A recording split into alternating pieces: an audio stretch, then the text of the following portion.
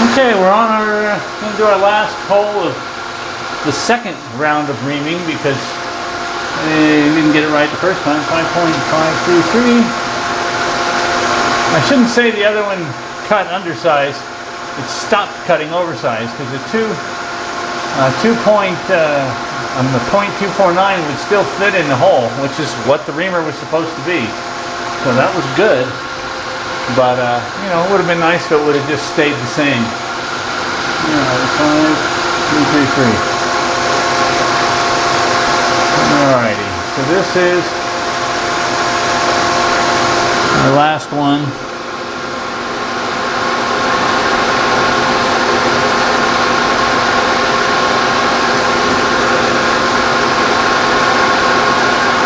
Which was actually the first one of the that we did with the 249 reamer, so should be good to go now. Let's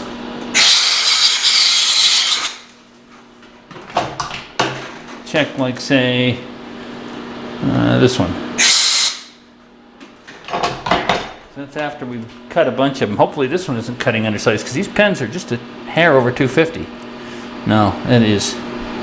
That's really nice, actually. So I think we're going to be good. All right. So our next step is going to take them out of the vise, clean up the oil slick we got here because there's a lot of oil, a lot of chips. Do a little cleanup. Maybe go have lunch and come back. I don't know. So we're going to have to take these apart, deburr them. So because these are not entirely symmetrical, the faces that are going to face together are in the middle. So when we go to drill and counterbore, this one's going to have to be done from the other side, and this one actually will be in the same. The bottom one will be in the position it's in now. So we'll do those. My buddy had asked, you know, he suggested I made him 2 inches, and I did. And of course, unfortunately, I forgot to offset that from that. So I'm actually going to have to cut a 1/4 inch off. They're just not going to fit. Otherwise, the cutouts would be down in here, and that wouldn't be good. So I'm going to shut the camera off and get them out of there, get the machine cleaned up a little bit, and we'll come back in a little while. Okay, so here's our 2 completed chuck jaws. Again, this one's going to be the movable jaw. This will be the fixed jaw. Next, I think I'm going to write an F on here for fixed, M for movable, mostly an M. Anyway, that way the pins will line up because they're very asymmetric. So really all we have left to do is deburr these, which I've got a little 6-fluted countersink in there. I'm just going to come down, bring the table up, I should say the knee up, until it cuts an even thing, and then I'm just going to do it manually. They're not going to spin around on me. I'm going to run it slow. So we'll deburr them, and then each one of these will have to be drilled from these 2 faces for our 1/2 inch clearance hole, which is I'm going to go about 520, 530, whatever it is. I have to look at the print. And then in the counterbore, and we'll slot it slightly, and then I got to take that extra 1/4 inch off the bottom. So we'll end up going like that, and we'll be done. We can try them out and see if they work. Well, they're going to work. I just see if all my math in the CAD program was right, and I didn't completely screw these up. So anyway, yeah, I got a quill stop on, so we'll figure out where we need to stop, bring the table up, and then all of them will be exactly the same. We're just going to use this as our base. Let me turn the converter on. Okay, we're just going to, it's already in back gear, so we're just going to run it slow, and we'll just line that up. Just going to bring the knee up until it starts to touch. I don't really want a bevel on these, just enough to knock the burr off. Good. And that looks perfect. So we're going to call that our height, and we'll just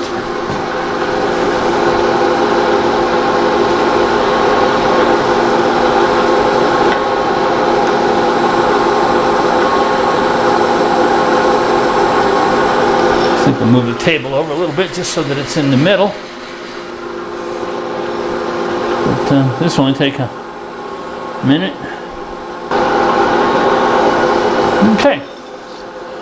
There's one. Oh yeah, it's just smooth now. So we'll flip it over and do the rest and bring it back in a minute. Okay. So we're sneaking up on it. I think we're getting pretty close here. We gotta drill those other holes and cut it down and stupid compressor is probably going to come on, so we'll have to stop the video here soon. One of the things we need to be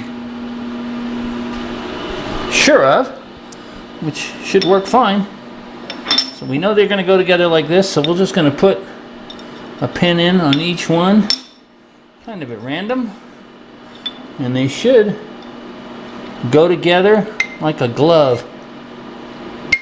Well, look at that. Just, if you cock it, it won't even go in, but man, just dead flush, smooth. So what we're going to do is we're going to leave a couple pins in there, so that way when, well, we'll do it when we cut the bottoms. That way, they won't move. They'll stay together. So now we have to get them apart. This should be the good part. Come apart easy if I can get them, pull them apart at the same time. Wow, those fit really good.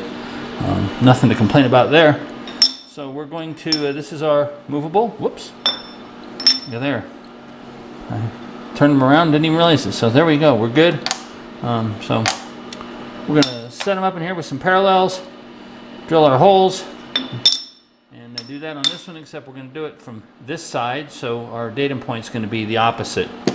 Kind of mirror images of each other, as you can see. So let's get the vise opened up, get some parallels in there, find the right drills and all that. I'll bring you back here in just a minute. Okay, we're going to use, we are going to reuse our stop again. At least, you know, I don't know. It actually may not work. I guess it will work for the X datum point. It just won't work for the Y. And that's fine. Actually, now that I think about it, let's see. 729, yeah. So I need to pick up the back jaw first before we get started here. I may actually have that. It may still be set. Oh, where'd my? Here it is. It may actually still be right on the DRO because the vise hasn't actually. I haven't reset anything, so we'll.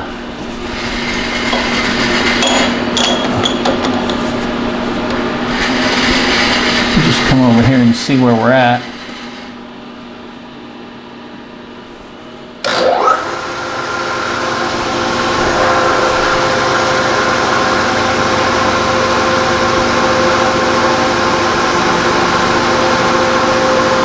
Okay.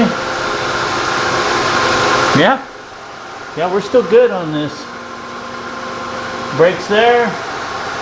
Yeah, we're off by a 1/10. So that's plenty good for these two holes.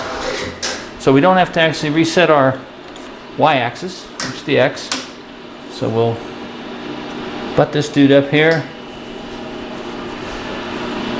Get our copper knocker. Don't knock my thumb again like I did yesterday. You don't want to see it, but I knocked it pretty good yesterday.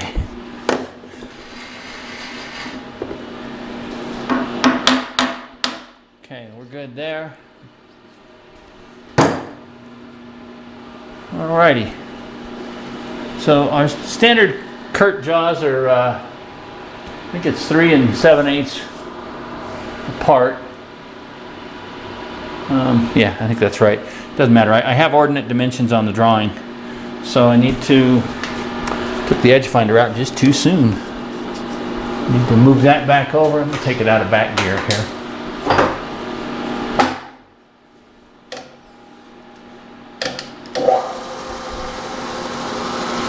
Alright, we'll pick up our X, which actually may be pretty good too, since we used the stop for that. I may not have to do much of anything. Brakes. It's off a little, probably because we... Not much. It's about 6/10 off, so not enough to worry about. Alright, we'll come in our 100,000s to make up for that. So we're good. Alright, so we'll center drill these. We're going to drill them 530 or so through. It says 515, but I was going to go the next clearance size up. I know the standard clearance hole is 515. And I need a 13/16 end mill. I don't know if I have one that size. We may have to go a little bit bigger, but we're going to slot it anyway. So actually I'll probably just drill a 1/2 inch hole, come down with a 1/2 inch end mill, and then just move it over 5 thousandths or 10 thousandths on each side, and then make a little slot as well. And then we'll do the same with the counterbore. So let's get a 1/2 inch drill. Get our tools here. Alright, let me drop the speed on this. Only take a minute. Even though it's a step pulley, it's alright. I have decided, I think based on my lathe and what I've heard in other videos, that I really despise the sound of a variable frequency drive. So I'm probably going to stick with my step pulley and the phase converter. At least it's just a dull roar. The whine of a VFD kills me. When I was young, I was one of those that had really good high frequency hearing. I could hear the flyback transformers in the old TV sets, even walking down the street. It used to drive me nuts. And that's at 22,000 hertz or something like that. Really high. Maybe not quite that high. Pretty high. Anyway, our first hole is at 1.0625 from the end. So we're going to bring that over. I know you can't see the DRO, but anyway, so there's our X and our Y. It says I'm at 759 from the top edge. So we're going to go, and hopefully I got all this right when I drew it up. If not, we're going to have a lot of time invested in some scrap. Okay, we've got a little cutting fluid. And I think we're about ready to go. We gotta get rid of the Quill stop. Is that gonna be enough? Yeah, that'll work. So we'll just center drill this real quick. Move. Just to spot it. We've got a 3/32 here, pretty small. I'm not gonna drop the knee to put the 1/2 inch in. We'll just do these two and move it back, then drop it. So I only want to do this. I don't want to move the knee more than I have to. It's a lot of damn work. So, okay, we're good there.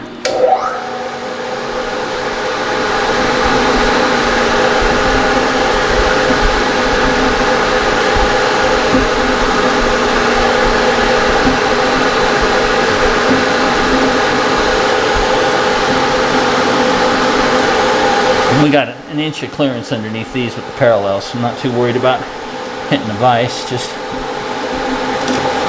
there we go. There's that one. So we'll go to our second one, which is 4.9375.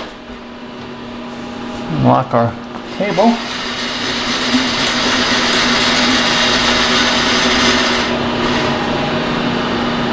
All right, 4.937.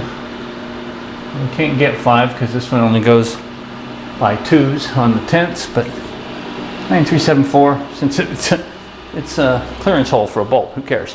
It's good enough. All right. Just center drill it real quick. All right, so we're gonna just drill these, and then we'll put a mill in there, end mill in there, and do our counter bore and slot them just a little so they can move.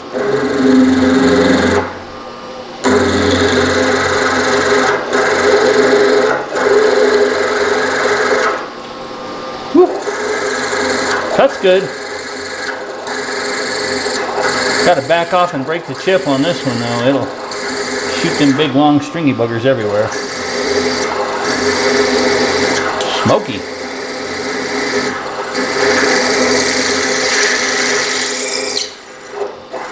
Gotta love a nice sharp drill bit though. Okay, so let's take this back down to our other position.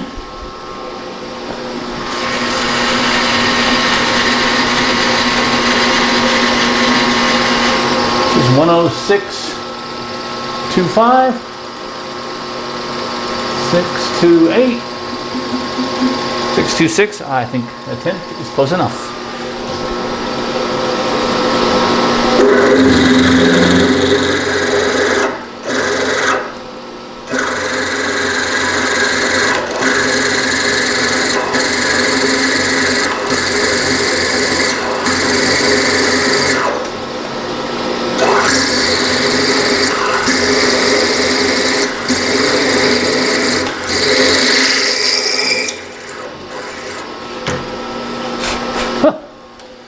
Smoky.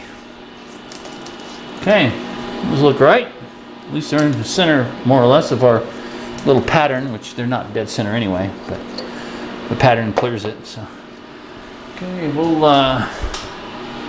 put in an end mill. Okay, here's our same half-inch carbide we used yesterday.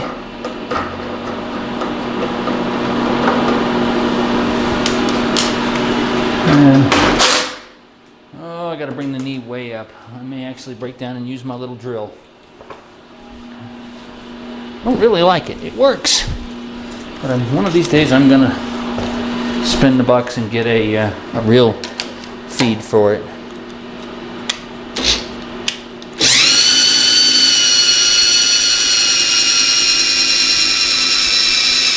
Poor little drill sounds like it's going to die by the time it gets to the top, so I think that's why I just don't like it. Granted, it was the cheapest thing I could get at Home Depot, but still. So we can call that good. So this should be able to go in. We want at least 515. We'll call it 520. So I'm going to go 10 thousandths each direction. And see, we'll go here to go incremental mode. So that way I can go 10 each side and not forget where I'm at. And then I will go, I don't know, probably 50 thousandths in the Y to give us some clearance there. So let's just,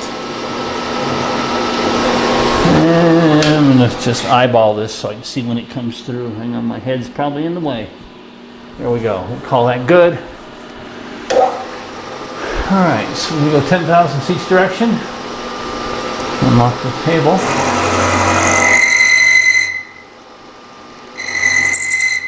It's the full face of it, so it's going to gripe. Okay, there's 10 that way.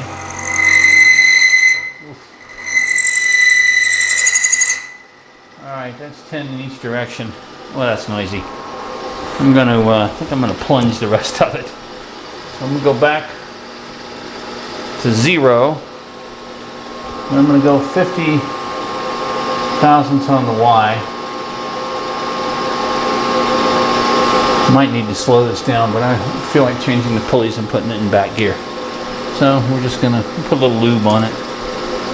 Whew, that's some hair fine, nasty stuff there. So I'm just going to plunge this. That's a lot nicer.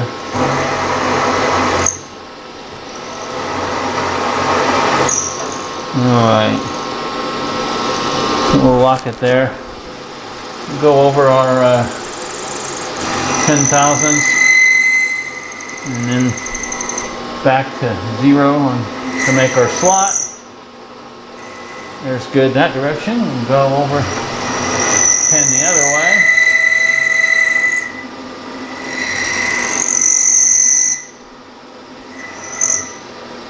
Alright, it's grumbling, but it's okay.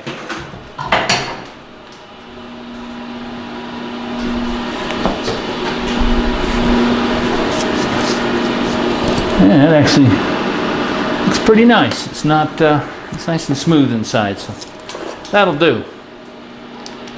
All right, let's find a, I have to put you on hold for a minute and hunt through my end mills and see if I got a 13/16 or well, I maybe use a 7/8, but I know I have 7/8. It's a little bigger than I wanted. Okay, I don't have a 13/16. I thought I might. I have boxes of big end mills this guy gave me, but it's not one of those. So we're gonna go with the 7/8. Get out of there. And which is I think the biggest collet you can actually get in an R8 spindle, which I have one.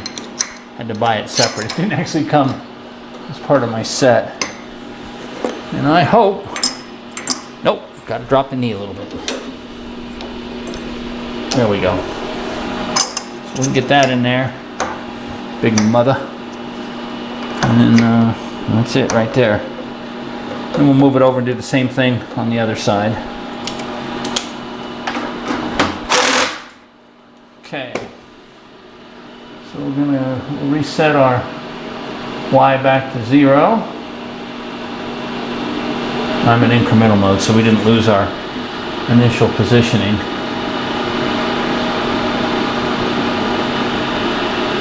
Alright, so X and Y are back where we started. So the counterbore depth on a standard cap screw is the diameter. We want a little bit of clearance, so I'm going to go 510. We'll just I'll probably just lock the quill here. I'll bring it up till it just touches 0 the DRO, and boy, that's going to be awful fast with that big mill in there. Let me look at my chart here.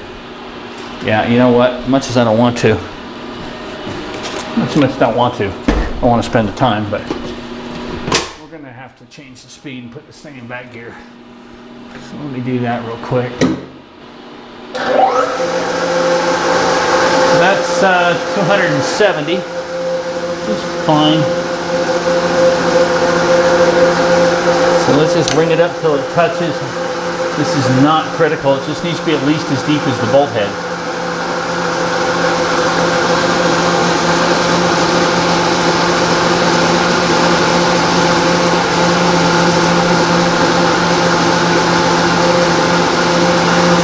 It's touching, probably 1,000 or 2 deep, which is fine. Some lube in there. So we're going to go 510 deep.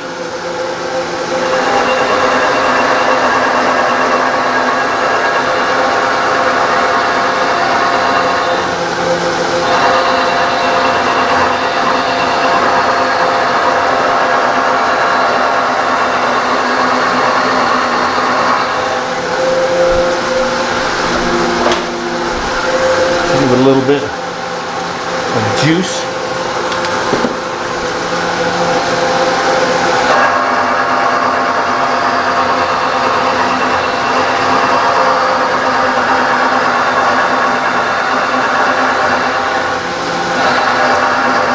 End mill seems nice and sharp. It's cutting good.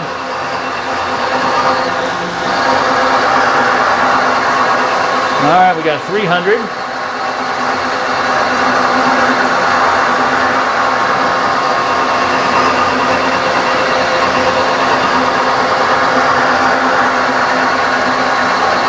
There's 400.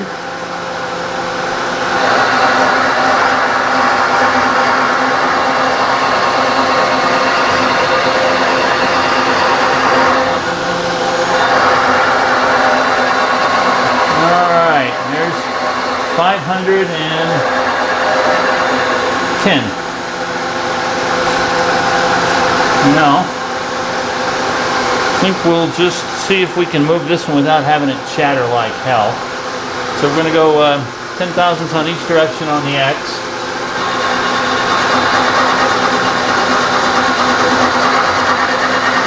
And there's one direction, and we'll go our 50 thousandths on the Y.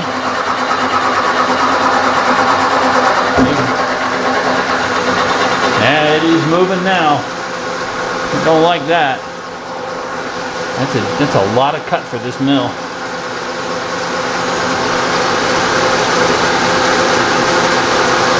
You gotta go a little slower. I'm gonna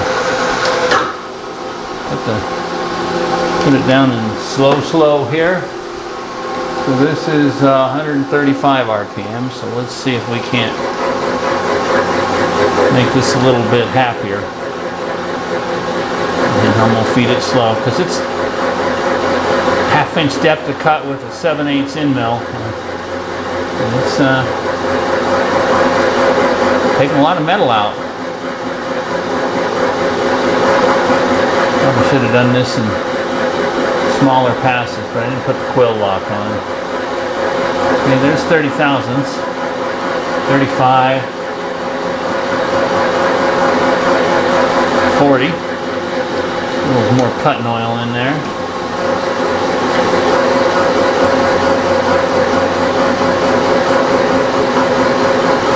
Okay, there's 50 thousandths that way.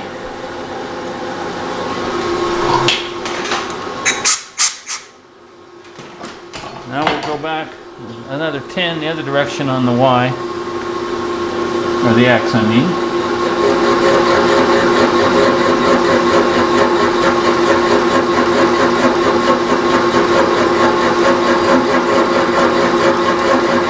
Definitely got to go slow. It's a big cutter for this mill. Okay, there's 10 thousandths. We'll go back the other direction to get our 50, and we're back where we started from. Pretty near.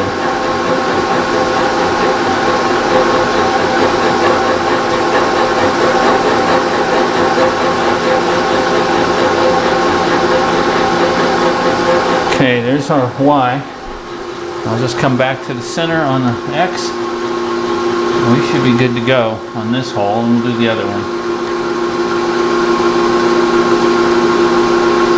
Okay, we're 0, 0 there. So while it protested a little bit, the end result turned out really good. So we're good there. I'll move it over, and we'll do the other one. Probably do that one off camera, but maybe not. I don't know.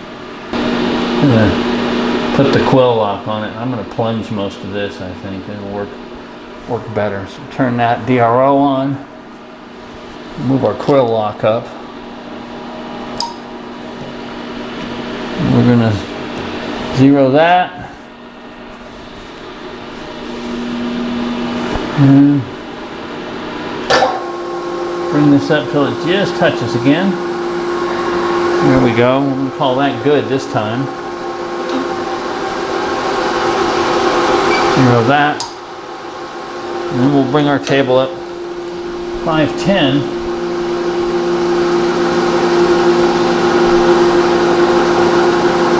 Okay.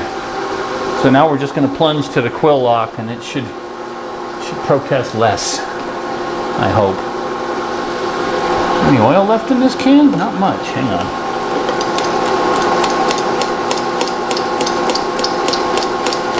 Alright. A little oil in our snow spill.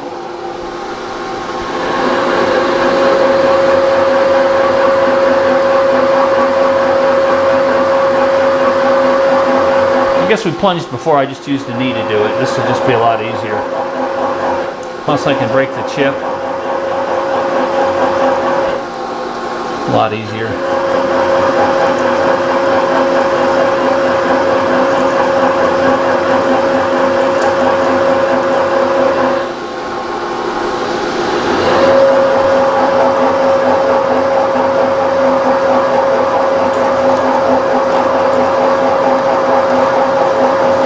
About 200.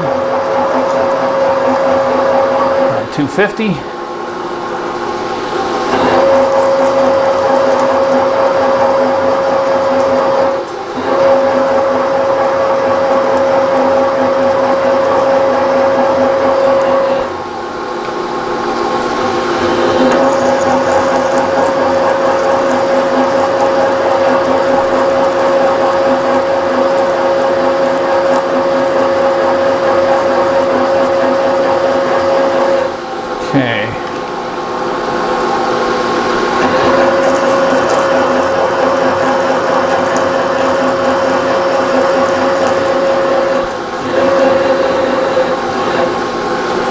Looks pretty good.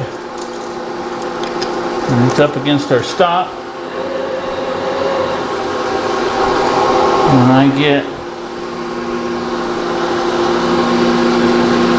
yeah, we're good. Okay, so we're going to move over our 10,000ths on the X and just replunge. And then that way,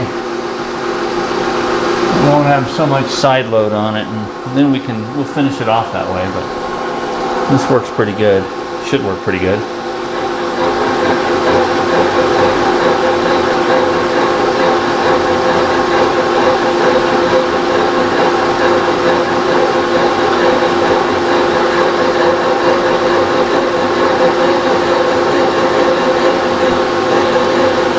Okay, that one was good. Go 10 the other way. Too far. Okay, that'll work.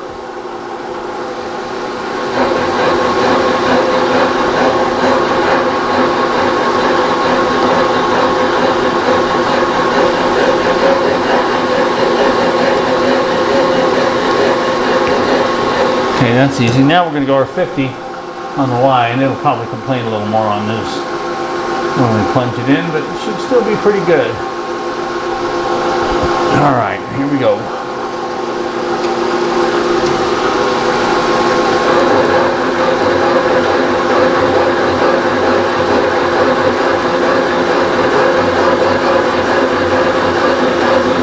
A lot easier on the machine than trying to cut that whole depth on the side of this. Especially when a hole or slot, there's no place for the chips to go.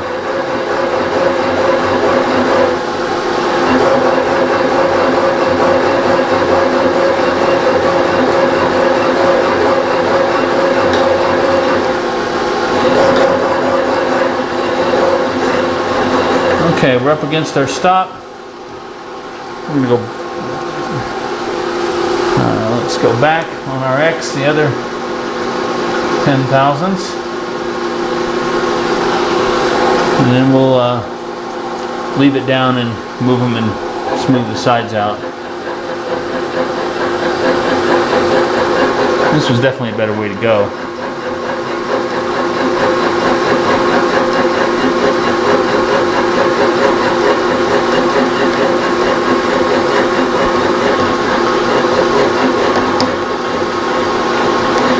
Okay, we're to depth. I'm going to lock the quill and then just move around our pattern to get the little parts where it wouldn't have plunged. So there we go on the Y, and we're back to 0. We'll go across on the X. Probably not going to cut hardly anything. Maybe none at all. Tiny bit. We'll go back on the Y to the 50 and we'll be done. Now we'll go across on the X too. So here's our 50 and we'll go just to the 20 here. Okay, that's it.